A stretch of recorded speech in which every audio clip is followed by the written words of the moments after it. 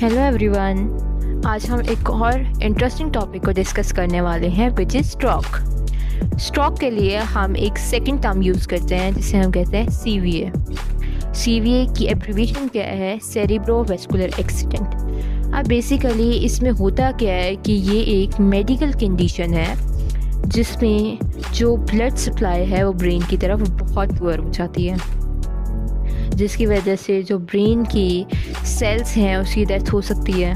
अब जब proper blood supply नहीं जा रही तो ब्रेन की तरफ न्यूट्रिएंट्स प्रॉपर नहीं जाएंगे, ऑक्सीजन सप्लाई प्रॉपर नहीं होगी। अब हम फर्दर इसकी टाइप्स को डिस्कस करते हैं, जो 2 टाइप्स हैं इसकी। फर्स्ट वन टाइप कहते हैं इस्केमिक स्ट्रोक।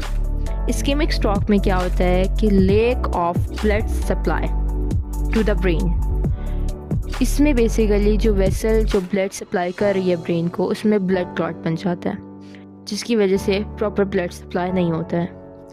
जब इसको अब हम एक एग्जांपल के ज़रिए देखेंगे, लाइक अगर मेरे घर की तरफ एक पानी का पाइप आ रहा है जिसमें से वाटर फ्लो कर रहा है और कहीं से भी ब्लॉकेज हो गई है तो वाटर जो है घर तक प्रॉपर नहीं पहुंच पाएगा।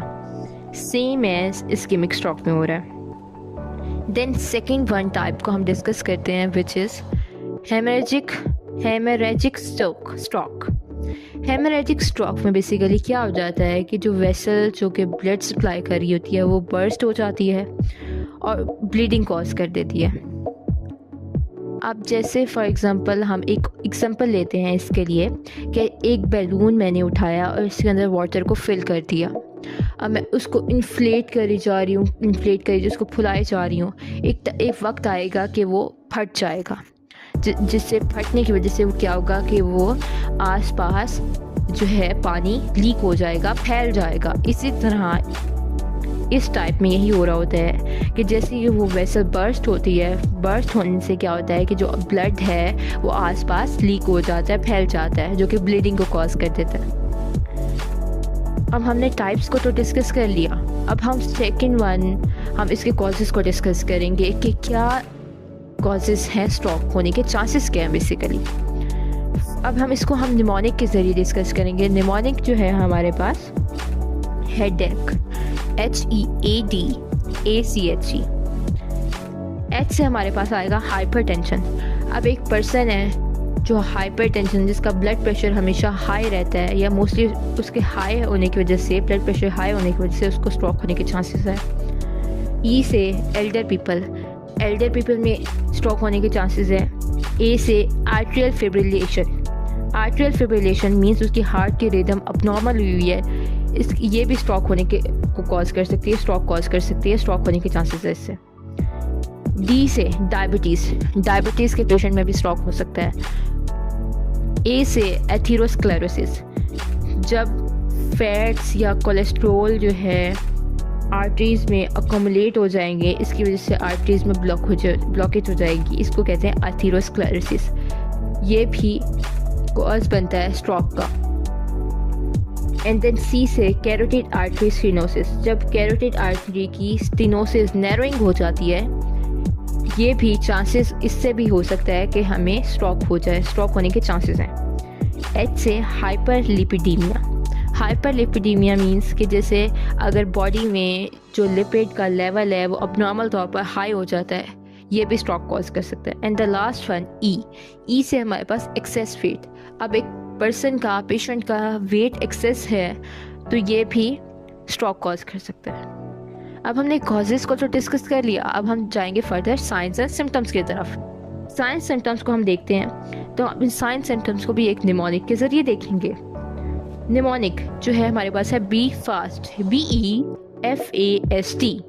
बी से हमारे पास बैलेंस, जो पेशेंट का बैलेंस होगा वो प्रॉपर नहीं होगा, लॉस ऑफ बैलेंस हो जाएगा पेशेंट के अंदर। E से आई साइट चेंज होने लग जाएगी, उसको ब्लर नज़र आने लगेगा। F से फेशियल ड्रॉप।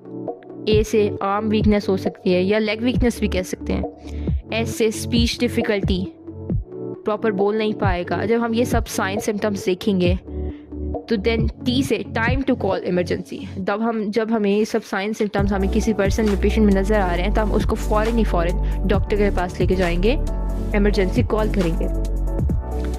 अब देन हमने अब एक पर्सन को हम जिसको स्ट्रोक हुआ है उसको डॉक्टर के पास लेके जाते हैं तो वो उसको कैसे डायग्नोस करेगा? सबसे फर्स्ट पे तो उसको फिज़िकली एग्जामिन करेगा। फिज़िकल एग्जामिन करने के लिए जो मैंने आपको रिसेंट साइन सिम्टम्स बताए हैं उसके ज़रिए वो उसको एग्जामिन कर सकता है। देन उसके अलावा अगर उसने उसको टेस्ट करवाने हैं तो वो CT स्कैन भी करवा सकता है, MRI के ज़रिए भी चेक कर सकता है, इकोकार्डियोग्राम के ज़रिए भी देख सकता है, या ब्लड टेस्ट भी करवा सकता है जिसमें ब्लड टेस्ट में वो कोलेस्ट्रॉल, ब्लड शुगर लेवल को चेक कर सकता है। अब देन लास्ट वन हम ट्रीटमेंट की बात करते हैं। अगर एक्यूट मैनेजमेंट की बात करते हैं कि नया स्टेज है तो हम उसको मेडिकेशन देंगे TPA, जिसकी एब्रीविएशन है टिश्यू प्लाज्मिनोजन एक्टिवेटर। ये मेडिसिन जो होगी, ये मेडिकेशन जो होगी, ये ब्लड क्लॉट को तोड़ देगी और ये कुछ फ्यू केसेस में कॉन्ट्रा इंडिकेटेड होती है, कुछ फ्यू केसेस में हम नहीं दे सकते हैं पेशेंट को। वो फ्यू केसेस क्या हैं कि अगर पेशेंट को ब्लीडिंग हो रही है तो हम नहीं देंगे, उसकी रिसेंट कोई सर्जरी हुई है तो हम नहीं दे सकते, ट्रॉमा का पेशेंट है तब भी नहीं देंगे, या इंट्राक्रैनियल हेमरेज, इन केसेस में हम TPA नहीं दे सकते। उसके अलावा सेकंड वन, हम अगर इन पेशेंट में अगर ये पेशेंट्स हैं इनको हम TPA नहीं दे सकते तो हम उनको एस्पिरिन दे देंगे। उसके अलावा हम ब्लड प्रेशर को कंट्रोल करेंगे, ब्लड शुगर कंट्रोल करेंगे, और अगर सीवियर केस है तो हम सर्जरी भी कर सकते हैं। एंड देन ड्रेनेज भी कर सकते हैं, जो फ्लूइड जो ब्रेन के अंदर फैल गया था उसको ड्रेन कर लेंगे, उसको निकाल लेंगे।